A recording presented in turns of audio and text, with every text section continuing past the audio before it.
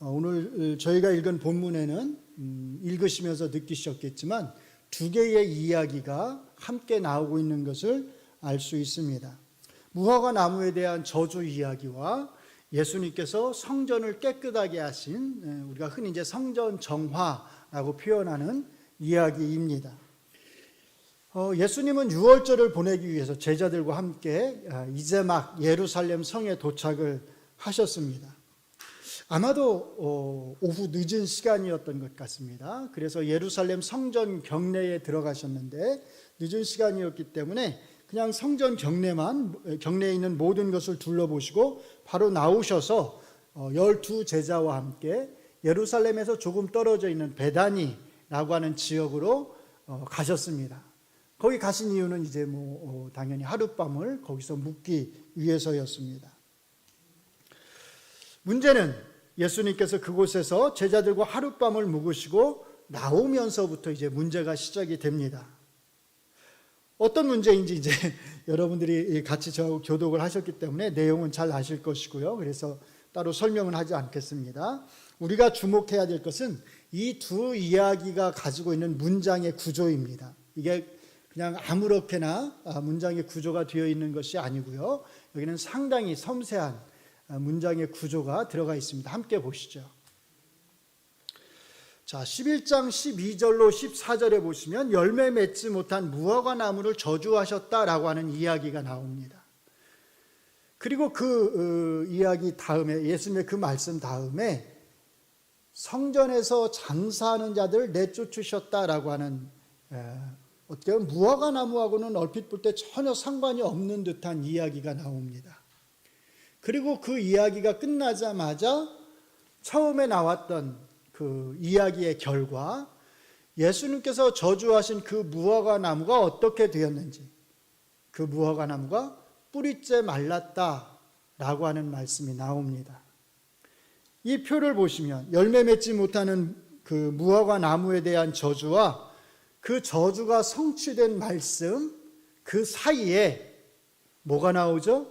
성전에서 장사하는 자들을 내쫓으신 예수님에 대한 이야기가 나오는 것을 알 수 있습니다.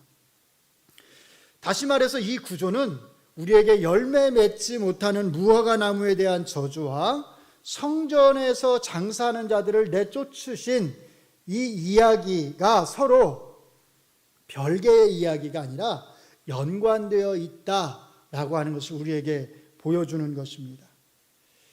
그래서 이 두 이야기를 통해서 우리에게 어떤 메시지를 지금 전해주려고 한다라고 하는 것을 알 수 있습니다.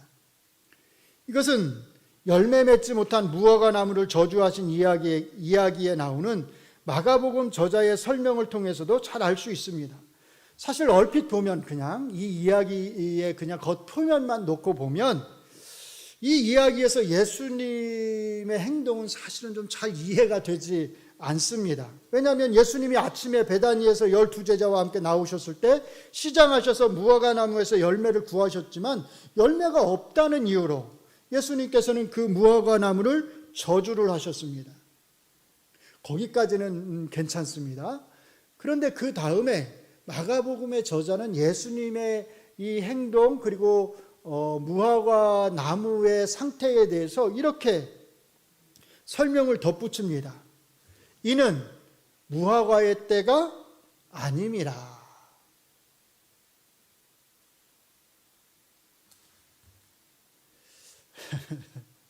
네. 이는 무화과의 때가 아님이라. 무화과 나무는 아무 잘못이 없습니다. 그렇죠? 무화과 나무에 열매가 없었던 것은 열매를 맺을 때가, 그렇죠? 다 때가 있는 거죠. 그런데 열매를 맺을 때가 아니었기 때문입니다. 그런데 예수님은 이 무화과 나무가 열매를 맺지 못한다는 이유로 이 나무를 저주해서 뿌리째 말라 죽게 만듭니다. 뿌리째 말라 죽었다라는 말은 예수님께서 그 앞에서 하신 너가 다시는 영원히 열매를 맺지 못한다라고 하는 그 말씀, 영원히 맺지 못한다는 그 말씀의 성취를 그렇게 표현을 하는 겁니다. 뿌리가 말랐기 때문에 영원히 이제 다시는 열매를 맺지 못한다는 것입니다. 그런데 상식적으로 이 이야기가 이해가 되시나요? 예수님이 배가 고프셔서 열매를 구하셨는데 열매가 없으니까 괜히, 죄송합니다, 우리가 흔히 하는 속된 말로 무화과 나무를 향해서 화풀이 하시거나 지금 뭐 꼬장을 부리고 계시는 걸까요? 우리는 이 말씀을 한번 이해하기 위해서 이렇게 한번 질문을 던져볼 수가 있습니다. 마가복음의 저자는 예수님에게 도움이 되지 않는 이 설명을 왜 여기에 덧붙였을까? 무화과의 때가 아님이라라고 하는 이 설명이 없으면 우리는 예수님의 행동을 그냥 충분히 있는 그대로 이해할 수 있는데, 이 설명을 덧붙임으로써 마치 우리말 속담에 뭐가 있죠? 우물가에서 뭘 찾는다? 숭늉을 찾는다. 그렇죠? 때가 아닌데 열매를 구하잖아요. 마치 우물가에서 숭늉을 달라고 하신 것처럼 그런 모습에 이상한 행동을 예수님이 하시는 것처럼 그렇게 우리에게 보여지게 했습니다. 마가복음의 저자는 자기가 지금 이 설명을 덧붙이면 이 설명이 전혀 예수님에게 도움이 되지 않는다고 하는 것을 몰랐을까요? 아니면 알면서도 뭔가 이유가 있어서 뭔가를 독자들에게 던져주기 위해서, 메시지를 던져주기 위해서 이 설명을 덧붙인 걸까요? 제 말의 뜻은 마가복음의 저자가 예수님에게 얼핏 보기에는 전혀 도움이 되지 않을 이 설명을 덧붙이고 있는 것은 이 설명을 통해서 나름대로 독자들에게 전해주고자 하는 메시지가 있었다는 것입니다. 우리는 그 메시지가 뭔지를 잘 살펴야 된다는 것입니다. 이 무화과 나무가 열매를 맺을 때가 아님에도 불구하고 이 나무가 열매를 맺지 않았다는 이유로 예수님이 나무를 저주하신 이야기를 마가복음의 저자가 이곳에 둔 것은 이 저주를 통해서 하나의 메시지를, 이 두 개의 이야기를 통해서 하나의 메시지를 우리에게 전해주고자 한다는 것입니다. 그리고 그 메시지는 바로 이것입니다. 아까 미리 올렸던, 나왔던 메시지입니다. 우리 같이 한번 읽어보겠습니다. 시작. 열매 맺지 못하는 무화과 나무가 저주를 받아 뿌리가 말라 죽게 되었듯이 열매 맺지 못하는 성전은, 성전의 기능을 제대로 하지 못하는 성전은 어떻게 될 거라고요? 무너지게 될 것이다. 바로 이것입니다. 예수님이 성전에서 장사하는 자들을 내쫓으신 이야기가 지니고 있는 중요한 메시지와 관련해서는 제가 오늘 다 설명을 할 수가 없기 때문에 다음 시간에 거기에 대해서는 설명을 하겠습니다. 일단 오늘 여러분들이 기억해야 할 것은 예수님이 무화과 나무를 저주하신 이야기와 성전을 깨끗하게 하신 이 이야기는 두 개의 서로 다른 별개의 말씀을 우리에게 전해주는 것이 아니라 이 두 개가 함께 엮여서 우리에게 하나의 메시지를 전해주는 것이고, 그 하나의 메시지란 다른 것이 아니라 열매 맺지 못하는 무화과 나무가 뿌리째 말라 죽은 것처럼 열매 맺지 못하는 성전, 성전답지 못한 성전은 말라 죽게 될 것이다. 무너지게 될 것이다. 사라져버리고 말 것이다 라는 것입니다. 정말일까요? 정말 열매 맺지 못하는 성전은 무너지게 될까요? 예수님께서 괜히 지금 과장해서 좀 협박을 하시는 게 아닐까요? 한 장 건너서, 저희가 이게 이제 11장에 나오는 이야기잖아요. 12장을 건너서 13장을 보시면 13장을 시작하면서 1절과 2절에서 예수님은 제자들에게 이렇게 말씀하십니다. 13장 1절 2절을 읽어드립니다. 예수께서 성전에서 나가실 때에 제자 중 하나가 이르되 선생님 보시옵소서, 이 돌들이 어떠하며 이 건물들이 어떠하니까, 자랑하는 겁니다. 얼마나 웅장합니까? 이 성전이 얼마나 거대합니까? 얼마나 멋집니까? 그런데 예수님께서 이렇게 말씀하십니다. 빨간 글자를 같이 읽습니다. 시작. 내가 이 큰 건물을 보느냐? 돌 하나도 돌 위에 남지 않고 뭐라고요? 다 무너뜨려 지리라. 예수님이 그냥 협박을 하신 것이 아니었다는 것을 우리가 알 수 있습니다. 그냥 해보는 말씀이 아니었다고 하는 것을 우리가 알 수 있습니다. 지금 예수님과 예수님의 제자들이 들어간 이 예루살렘 성전은 유다 백성들이 바벨론에서 돌아와서 새롭게 지었던, 우리가 흔히 이제 스룹바벨 성전이라고 하는 그 성전을 가리키는 게 아닙니다. 그 성전은 사실은 굉장히 초라하고 보잘것이 없었습니다. 그래서 그 성전을 하나님 앞에 바칠 때 옛날 솔로몬 성전을 보았던 사람들은 그 성전을 보고서 이 성전이 너무 초라하니까 목 놓아 울었다고 나옵니다. 그만큼 보잘것이 없는 성전이었습니다. 그런데 지금 예수님께서 들어가신 이 예루살렘 성전은 그 성전이 아니라 헤롯 대왕이 이스라엘 백성들을 위해서 거대하게 건축한 굉장히 멋진 성전이었습니다. 40년 이상 이 성전을 지금 건축하고 있는 것입니다. 그런데 예수님은 그 거대한 성전이 돌 하나도 돌 위에 남지 않을 것이라고 말씀하시면서 무너져 내릴 것이라고 경고하십니다. 아무리 거대한 성전도 그 성전이 열매를 맺지 못하면 무너져 내리게 되어 있습니다. 물론 사람들이 장사를 하고 돈을 바꾼 곳은 이스라엘의 제사장들이 들어가는 장소, 또는 이스라엘의 남자들이 들어가서 하나님 앞에 제물을 드리는 곳이 아니었습니다. 어디였냐면 이방인의 뜰이었습니다. 이방인들이 들어갈 수 있는 곳이었습니다. 어쩌면 그렇기 때문에 종교 지도자들은 이 이방인의 뜰을 대수롭지 않게 생각했을지 모릅니다. 거기에서는 장사해도 된다라고 생각했을지 모릅니다. 그런데 예수님께서는 바로 그 이방인의 뜰까지도 그것이 성전인 한에 있어서 기도하는 곳이라고, 하나님 앞에 기도하는 곳이라고 말씀을 하십니다. 그리고 실제로 이 예루살렘 성전은 AD 70년에 로마 장군에 의해서 완전히 무너져 내리게 됩니다. 그리고 이 성전의 무너짐과 함께 대제사장들의 존재도, 대제사장뿐만 아니라 이스라엘에 있는 제사장들의 존재도 함께 다 사라져버리고 맙니다. 왜 그럴까요? 당연하죠. 성전이 없는데 제사장들이 무슨 소용이 있겠습니까? 성전이 없는데 대제사장이 무슨 소용이 있겠습니까? 그래서 성전의 무너짐과 함께 이스라엘에서의 모든 제사 제도는, 대제사장, 제사장들의 직분은 다 사라져버리게 됩니다. 그런데도 불구하고 종교 지도자들은 예수님의 경고에 귀를 기울이지 않고 오히려 예수님을 잡아서 죽이려고 합니다. 그래서 오늘 이 본문의 말씀은 오늘날의 교회들에게 매우 두려운 메시지를 던져주고 있습니다. 예루살렘 성전만 그럴까요? 하나님의 교회는 이 경고에서 예외일까요? 면제될까요? 하나님의 교회는 열매를 맺지 못해도 하나님이 그냥 놓아두실까요? 하나님의 교회가 하나님의 교회다운 모습을 갖추지 못해도 하나님은 그냥 눈 감고 그 교회의 모습을 지켜보실까요? 요한계시록 2장 5절에 있는 에베소 교회를 향한 하나님의 경고의 말씀을 들어보시기 바랍니다. 읽어드립니다.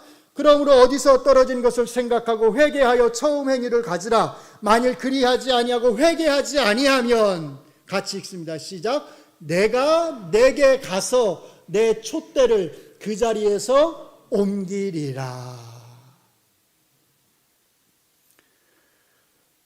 참으로 무서운 경고의 말씀입니다. 그렇죠? 촛대를 옮기겠다는 말씀은 내가 더 이상 너네 교회를 교회로서 인정하지 않겠다는 말씀입니다. 이것뿐만이 아닙니다. 라오디게아 교회를 향한 경고의 말씀에도 귀를 기울여 보시기 바랍니다.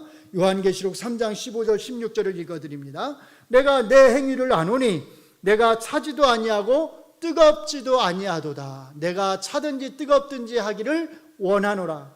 내가 이같이 미지근하여 뜨겁지도 아니하고 차지도 아니하니 내 입에서 너를 토하여 버리리라. 굉장히 강한 표현을 사용하고 있습니다. 내가 너를 토해서 뱉어버리겠다는 것입니다. 뜨겁지도 않고 차지도 않은 상태란 어떤 상태일까요? 미지근한 상태. 예. 교회인 상태일까요? 교회가 아닌 상태일까요? 미지근한 상태의 교회는 교회일까요? 교회가 아닐까요? 교회가 아닌 것도 아니고 그렇다고 교회인 것도 아닌 상태? 이게 미지근한 상태의 교회일까요? 사실 미지근한 상태의 교회라고 하는 것은 엄격하게 말하면 없을 것입니다. 엄격하게 말하면 교회인 것도 아니고 교회인 것도 아니고 이런 교회는 사실 이 땅에 존재하지 않습니다. 이 말씀의 포인트는 뭐냐면 너가 정말 미지근해서 내가 참 이걸 삼키지도 못하고 토해내지도 못하겠다라고 하는 그런 말씀이 아니라 너희는 지금 교회다운 교회의 모습이 아니다라는 것입니다. 그러니까 어떻게 하겠다는 거예요? 토해내겠다는 겁니다. 포인트는 거기에 있는 거잖아요. 토해내겠다. 왜요? 교회다운 모습이 아니니까. 바로 이것이 라오디게아 교회의 상태였습니다. 사랑하는 성도 여러분, 우리 동작중앙교회는 어떻습니까? 우리는 열매 맺는 교회입니까? 우리는 교회다운 교회입니까? 예수님이 원하시는 그 열매를 맺는 그 교회의 모습을 우리는 갖추고 있을까요? 56년의 긴 전통만 남아있고 옛 영광만 남아있고 이제 다 쓰러져가는 그런 고목처럼 바람에 흔들리고 있는 그런 교회는 아닌가요? 만약에 정말로 우리 교회가 그런 모습의 교회라고 한다면 우리가 여기 앉아있는 여러분과 제가 다시 이 고목에 싹을 피워야 할 것입니다. 우리가 다시 이 고목에 열매를 맺도록 해야 할 것입니다. 우리의 기도와 우리의 수고와 우리의 헌신을 통해서 우리는 다시 한번 이 교회에 싹이 날 수 있도록 이 교회에 풍성한 열매가 맺힐 수 있도록 해야 할 것입니다. 여러분들이 우리 교회에 대한 위기의식을 가지고 많이 기도하셔야 합니다. 제가 말씀드리지 않아도 우리 교회의 상태는 여러분들이 잘 아실 것입니다. 지금 우리 교회는 50대 밑으로 30대와 40대가 거의 없습니다. 한참 일해야 할 일꾼들이 없습니다. 앞으로 10년 후 우리 교회의 모습은 어떨까요? 그래서 우리가 지금 기도하지 않으면 우리가 지금 수고하고 헌신하지 않으면 우리는 10년 후 우리 교회의 모습을 장담할 수가 없습니다. 여러분의 기도가 필요합니다. 여러분의 수고와 헌신이 필요합니다. 여러분들이 좀 더 적극적으로 그래서 새벽 예배에 나오셔서 기도하셔야 하고 그래서 금요 기도회에도 나오셔서 하나님 앞에 기도하셔야 합니다. 솔직히 우리가 새벽 예배 시간과 금요 기도회 시간을 빼면 따로 사실 시간을 내어서 기도하기가 쉽지 않습니다. 낮 주간에는 얼마나 바빠요. 그런데 거기서 따로 시간을 떼어서 기도한다고 하는 것이 쉽지가 않습니다. 그래서 가능하다면 새벽 예배와 여러분들이 금요 기도회에 빠지지 말고 참석하셔서 기도하셔야 합니다. 그럼에도 불구하고 이것이 정말 힘들다면 낮 시간에라도 여러분들이 예배당에 나와서든 아니면 집에서든 꼭 반드시 하나님의 교회를 위해서 이 동작중앙교회를 위해서 여러분들이 기도해 주시기를 부탁을 드립니다. 우리 교회가 다시 성장할 수 있도록 우리 교회가 다시 부흥할 수 있도록 이 예배당이 다시 하나님의 사람들의 웃음소리로 가득할 수 있도록 우리 주일학교 어린이들의 웃음소리로 학생들의 웃음소리로 우리 청년들의 웃음소리로 이 예배당이 다시 가득할 수 있도록 여러분들이 기도해 주시기를 부탁을 드립니다. 그리고 열매 맺는 교회, 교회다운 교회가 되기 위해서 우리는 가장 기본적인 것에 충실해야 합니다. 간단히 3가지만 말씀을 드리겠습니다. 첫째로 같이 읽습니다. 시작. 모여서 예배하고 말씀을 잘 듣는 일에 힘써야 합니다. 아멘. 이것은 제가 주일 오전 설교에서도 강조한 바가 있습니다. 교회에는 예배가 살아 있어야 합니다. 최선을 다해서 하나님을 예배하는 일에 힘써 주시기 바랍니다. 아니, 최선을 다해서가 아니라 목숨을 걸고서 예배하는 일에 힘써 주시기 바랍니다. 주일 오전 예배뿐만 아니라 주일 오후 예배와 수요 저녁 예배에도 여러분들이 최선을 다해서 참여해 주시기를 바랍니다.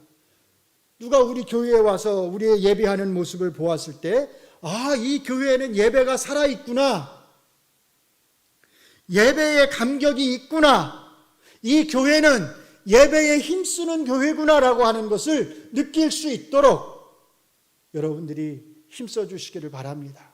그리고 무엇보다 하나님께서 우리 교회의 예배를 보실 때, 아, 이 교회는, 동작중앙교회는 정말로 나를 예배하기를 기뻐하는 교회구나, 나를 예배하기를 즐거워하는 교회구나, 그렇게 인정받을 수 있도록 여러분들이 함께 노력해 주시기를 바랍니다. 둘째로 같이 읽습니다. 섬기는 교회, 선교하는 교회가 되어야 합니다. 연약한 교회들을 잘 섬겨야 하고 연약한 교회의 목사님들을 잘 섬겨야 합니다. 우리도 연약한데요, 우리 교회도 약한 교회인데요, 이렇게 생각할지 모르겠습니다. 네, 우리도 연약합니다. 그러나 우리보다 더 연약한 교회들도 많이 있습니다. 우리 교회가 커서 물질이 남아서 섬기는 것이 아니라 우리도 연약하고 우리도 물질이 부족하지만 그럼에도 불구하고 우리보다 더 연약한 교회를 섬기는 일에 우리는 힘써야 합니다. 왜냐하면 이것이 하나님이 기뻐하시는 일이기 때문입니다. 하나님의 채워주심을 믿으면서 저희 교회가 섬기는 교회, 선교하는 교회가 될 수 있기를 바랍니다. 마지막 세 번째로 같이 읽습니다. 시작. 무엇보다 화목한 교회가 되어야 합니다.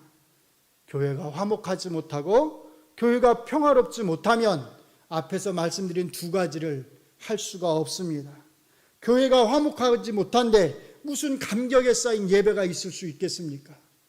교회가 화목하지 못한데 어떻게 섬기는 일과 선교하는 일을 감당할 수가 있겠습니까? 아무것도 할 수가 없습니다. 교회로서 해야 할 일들을 할 수가 없습니다. 화목하지 않은 교회에는 아무도 오고 싶어 하지 않습니다. 화목하지 않은 교회에는 아무도 정착하고 싶어 하지 않습니다. 화목하지 않은 교회에 하나님이 하나님의 선택하신 백성을 보내주실 리가 없습니다. 화목한 교회가 되기 위해서 우리는 더 낮은 자세로, 더 겸손한 자세로 교회를 섬겨야 합니다. 늘 더 너그러운 마음을 달라고 기도하시기 바랍니다.